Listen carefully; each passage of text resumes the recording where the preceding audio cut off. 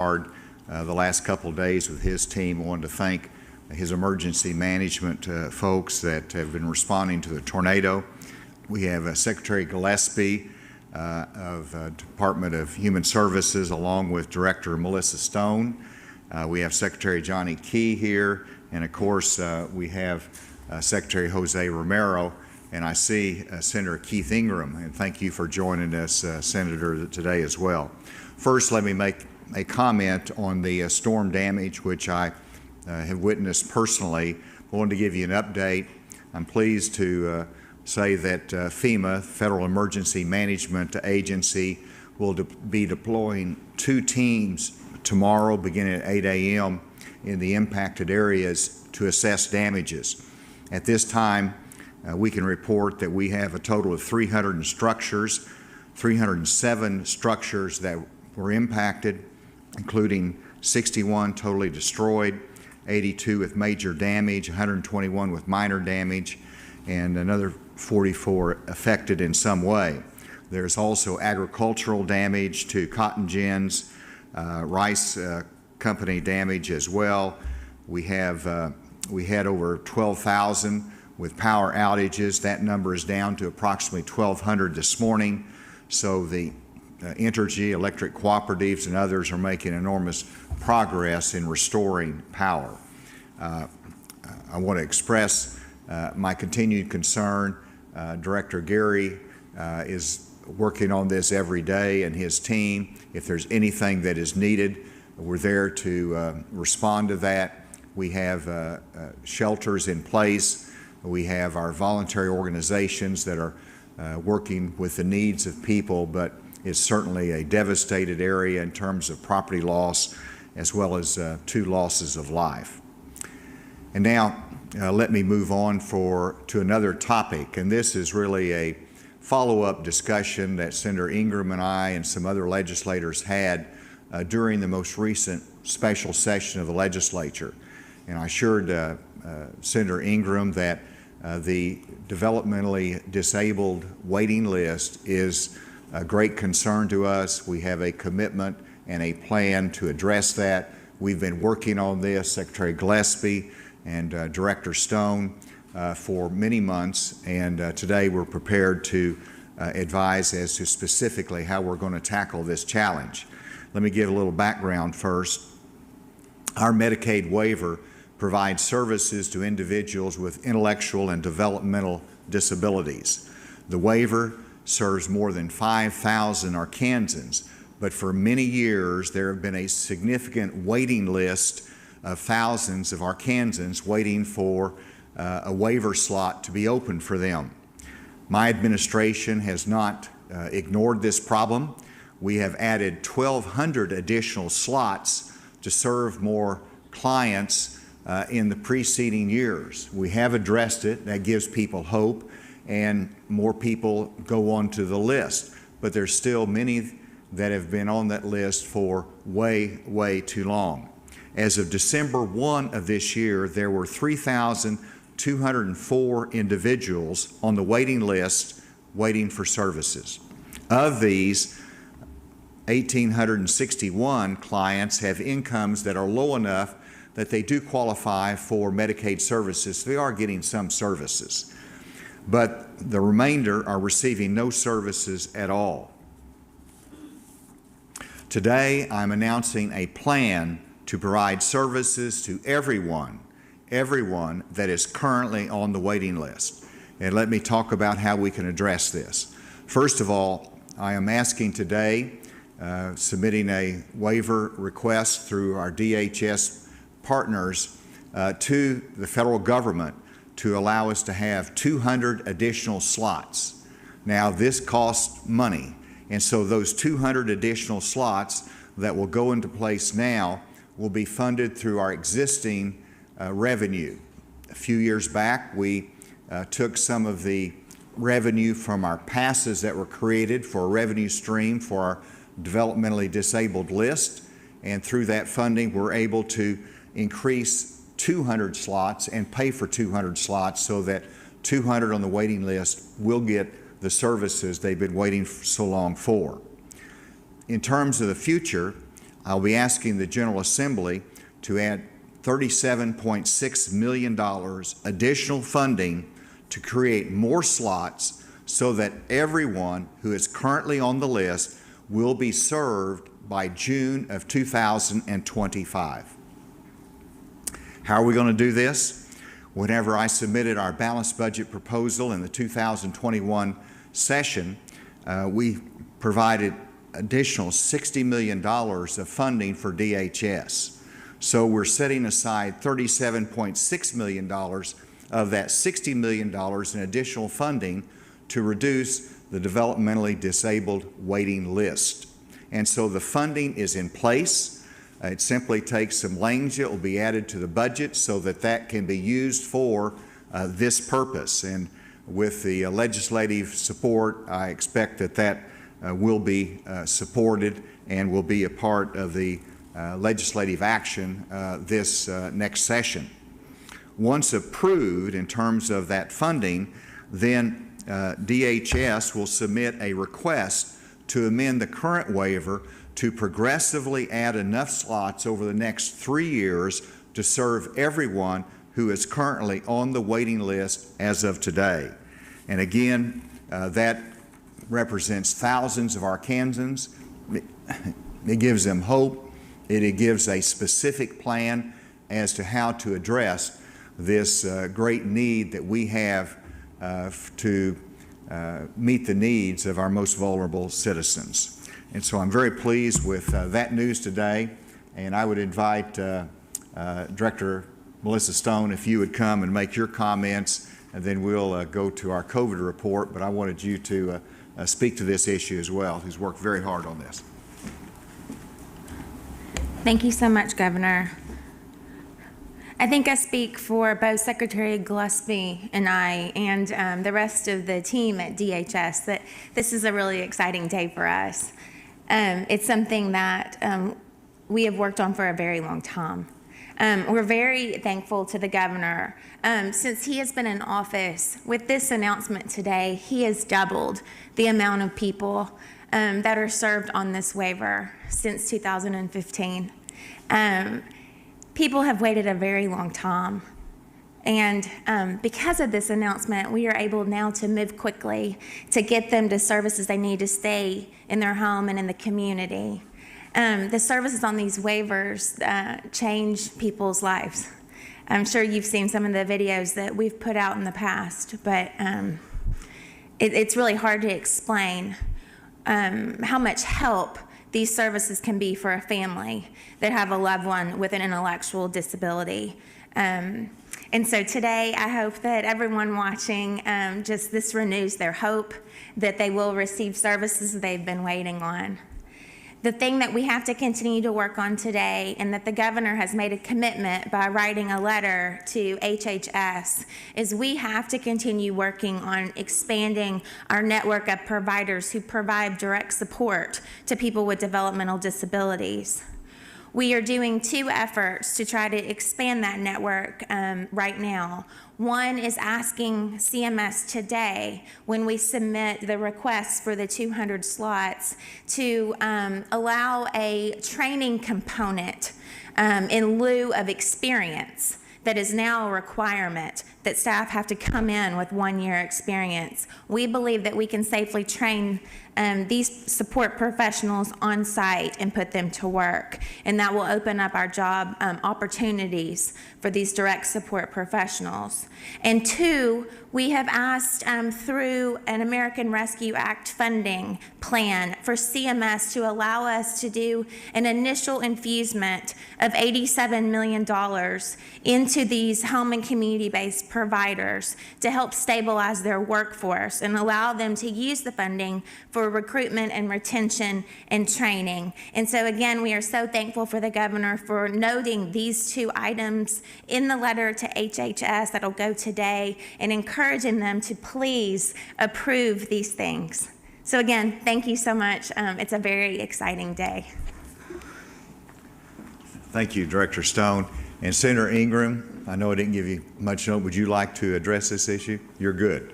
All right, thank you. We appreciate it, Governor. As co-chair of the Autism Task Force, we deal with the DD waiting great day for a lot of families. Thank you, Senator Ingram. Now let me go to today's COVID report. If you put up the first slide, we'll see that we've had 782 new cases, which is down from a week ago, which is multiple consecutive days that we have been down from the previous week. Active cases are down 65, regrettably 15 new deaths. The next one, another bit of good news, is the vaccines have been given out. 15,000 vaccines have been distributed in the last 24 hours. That increases those who have been fully immunized by almost 3,000. We continue to make progress. This is great news. Next, hospital data, increase of 8 and -1 on ventilators. Next, we'll see, and this is 1 year ago today, we had first access in Arkansas to the vaccine. And so we're looking back and comparing our numbers. And so this is the number of currently hospitalized year by year. The red line is last year. You can see on the red line that we had 1,050 hospitalized this same time last year as a result of COVID. This year we're at 518. Obviously, we're going the wrong direction now. If we keep our cases down, that will decline. Next is a comparison on a number of different data points on new cases. A year ago, we had 1,355 new cases. Today, 782. Active cases, we had 20,000. We have 13,000 fewer active cases. Deaths reported, you can see the difference. Hospital admissions, that is the most critical measuring stick that we can have.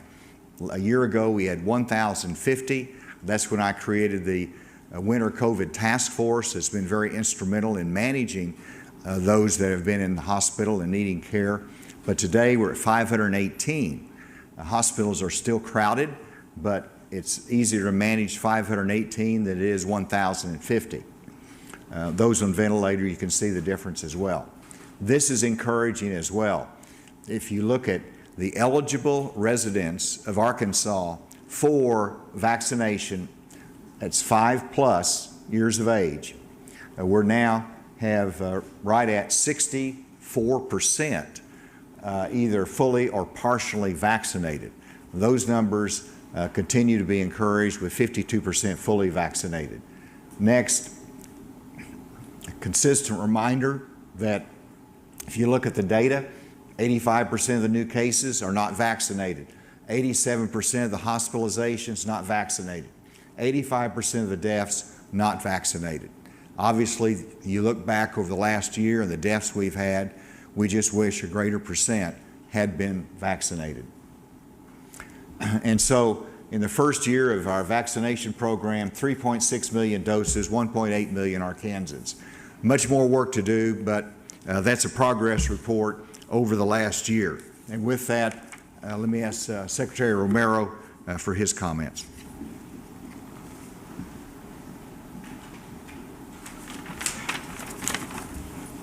Thank you, Governor. So we have rolled out the vaccine, and the vaccine progress in immunization has been shown. I want to point out that comparison between the 2 years, that is from the start of the pandemic to the point where we began our immunizations and had active numbers immunized, we have approximately 2,700 less deaths this year. However, this last year, we've had 3,045 deaths. If we take into consideration that conservatively, 70 to 80% of those deaths could have been prevented if they were vaccinated, we need to get our population fully vaccinated. So I want to encourage everyone to take the vaccine. It is safe and effective. It is the best way to prevent deaths. I also want to point out that with the holidays coming up, I want to take this moment to talk about getting together safely. So again, make sure that your family members are all immunized, that if you do have a gathering, it is with individuals that are immunized, you maintain adequate ventilation, that those individuals that have not been vaccinated avoid getting together with large numbers of individuals that have not had their vaccine, and get tested. If you have any symptoms, please get tested either with a home kit or with one of the tests that are available through our local health units or through a healthcare facility near you. Thank you very much. With that, we'll turn it over for questions, and I do have Director A.J. Gary if there's anything in reference to storm damage. We got Secretary Key. I didn't give him the microphone today because he only has great news to report in terms of the schools, but we are available for any questions. So with that, I'll turn it open. With Omicron and the holidays coming up and the flu, are you concerned that we will have issues with hospital capacity this winter? I'm confident we'll have the hospital capacity in the near term, and I think with our vaccination rate, those numbers will continue to flatten. There's always a concern. When you look at the trend across the United States, you see the trend upward in terms of cases, whether it's the Northeast that's highly vaccinated, they're still having an increase in cases. And so we're very fortunate where we are right now, and it's hard to measure simply by the new cases because we have home testing. We don't have all of the data points in terms of new cases that are out there. The most accurate measuring stick is the hospitalizations. And that's what we watch very carefully, but it's manageable now, and if we can keep our cases down, then it should continue to be manageable. But the key again is fully vaccinated. Get your booster shot. Get your booster shot because that's the best protection against a serious consequence from the coronavirus. Dr. Romero, did you want to add to that? Are you tracking booster shot data at all? I know that it's right now kind of enveloped into shots in general, but keeping that protection up of antibodies, are you tracking who gets a booster, who doesn't? Yes. And so each day we know of the 12,000 new doses, what percent of those are first shot, second shots, third shot. So we do have that breakdown, and that can be by whatever category you wish. But we do monitor that. For example, the elderly, 65 plus, are they getting their booster shots? I think we showed that a couple weeks ago that we really need to increase those booster shots. So we are monitoring that, and that's one of the reasons Dr. Romero, Department of Health, is really pushing the access at every level to getting the second shot fully vaccinated and the booster shot. How long have you been working on this plan on the DD wait list? I mean, there were a lot of people, or a fair number of disability advocates who were testifying that they were opposed to the tax cut because of the DD waiting list. I mean, how long has this been in the works? Well, it's been in the works probably 6 months or more, if you really, in terms of specific plan that we've announced today. But if you look back, we started this plan whenever we added 1,200 slots, whenever we provided a funding source for the first time to help reduce that list, that allowed us to pay for 200 new slots today. And so this has been a matter of constant emphasis by me and my administration and by Secretary Gillespie.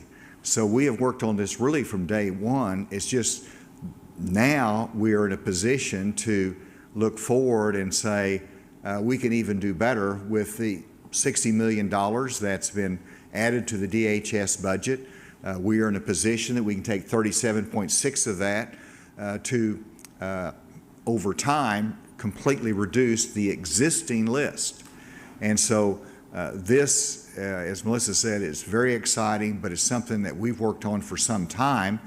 And, I appreciate Senator Ingram because he asked me, and he said, is there a plan? And I said yes, and that gave him confidence about, what we're doing. And so I hope that all the groups out there know that our door's open, and if they want to know, we're available because we are working on this, and we care just as much about the developmentally disabled as those who are advocating for them. And so we have been planning on it for some time. Secretary Gillespie, do you want to add to that any? The only comment I would Oh, come on, you got to come to the microphone.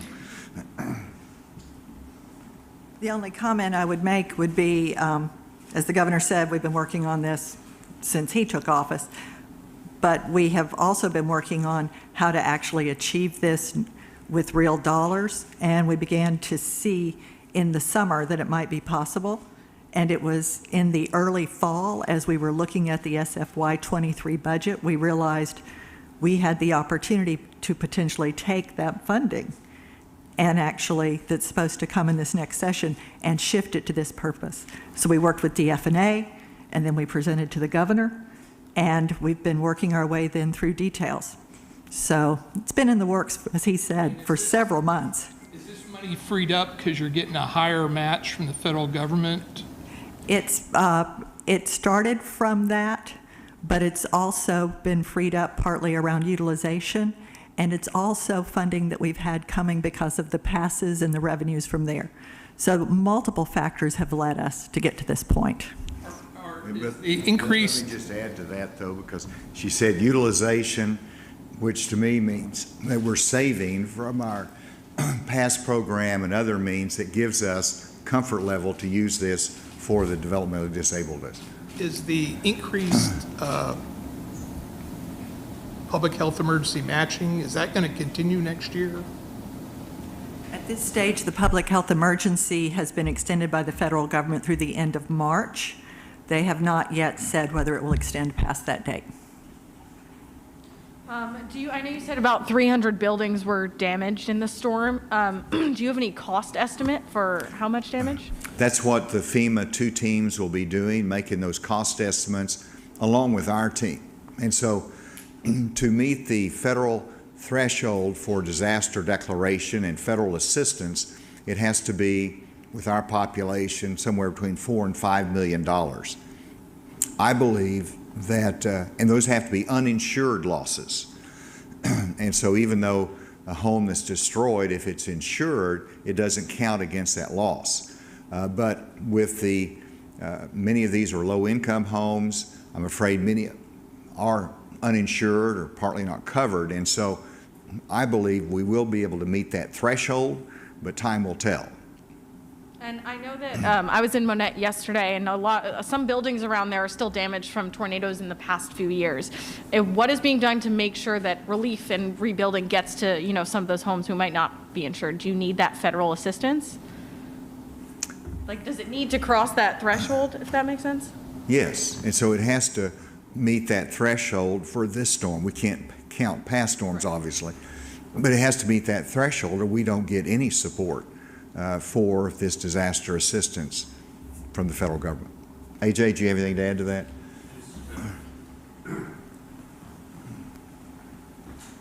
Thanks, Governor, and absolutely correct on the federal. Arkansas is lucky that we do have a state disaster program. So we have individual assistance and public assistance that pretty well mirrors the FEMA program. So if we don't meet that threshold for federal, we very well probably will meet the threshold that we have for our state program. And thanks to Governor and legislators, this last session, there was an additional $3 million put in that state program for mitigation. So that can be utilized, and we'll be looking at that also. So even if we don't meet the federal, we have some state resources that we could possibly use. Is there a threshold for those state resources? There is. They're at the county level. I mean, I would have to get that to you. I don't have it right here with me. But it is lower than what the federal is, and that's why that state program is in place. Let's go remotely. Is there any questions from the audience? Hi, Governor. This is Imani Williams at KAIT. They kind of touched on the questions I was going to ask, but just to clarify, you all are looking at federal funding first, and then if you don't meet that threshold, then you will look to state funding to help with those damages. That's correct. And obviously, we're putting state funding in right now. I've authorized funding for emergency response, other emergency needs. So we're putting state money in up front. But we'd like to be able, if there is that damage, I've talked to the president, we believe we'll meet that threshold, but if we do, then we'll get federal assistance. And that's the most support that we can get for the individual homeowners that have had uninsured loss. And then, as Director Gary has said, we also have some state money that we can put in there if we do not get that federal assistance. Any other question? Is there a timeline on when we'll know if we've reached that threshold for federal assistance? It takes time. The damage assessment takes time. We submit that to FEMA. They review that. They might ask for more information. And even with that, though, the president has said he will try to cut through the red tape, but it does take some time from past experience. AJ, do you have anything to add to that? No, we're just moving as quickly as we can. That's why we have the meeting up here for starting tomorrow. Is it more weeks, months? Like, is there a general expectation? Generally months, but we hope that we'll be able to put it in the form of weeks we know the challenges that the homeowners face. Anything else? With that, thank you very much for allowing us to make these announcements. And if you have additional questions, my cabinet and administration and Senator Ingram will be available. Thank you. All right, the governor wrapping up the news conference. A couple of big announcements, of course, with the tornado damage in East Arkansas. 2 FEMA teams will be deployed starting tomorrow.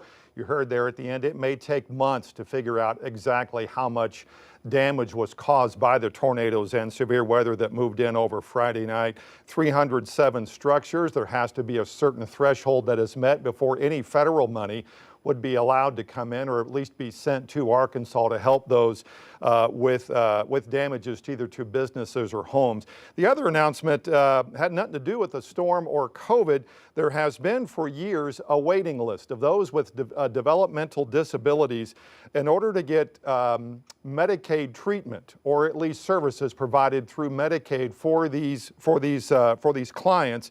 The governor laying out a plan now to have every person on that waiting list, totaling about 3,200, all taken care of, or at least get that services provided to them in the next 3 years using money already in place. It just needs legislative approval. That could take place next summer, next fall, or next spring, that is. And as far as the COVID numbers are concerned, 782 new cases today, 65 fewer active cases, 15 more deaths. And the governor did point out that hospitalizations are up by 8 and ventilators down by 1. The governor did point out that the total number of those who are now fully vaccinated in Arkansas, ages 5 and over, now reaches at 52% fully vaccinated.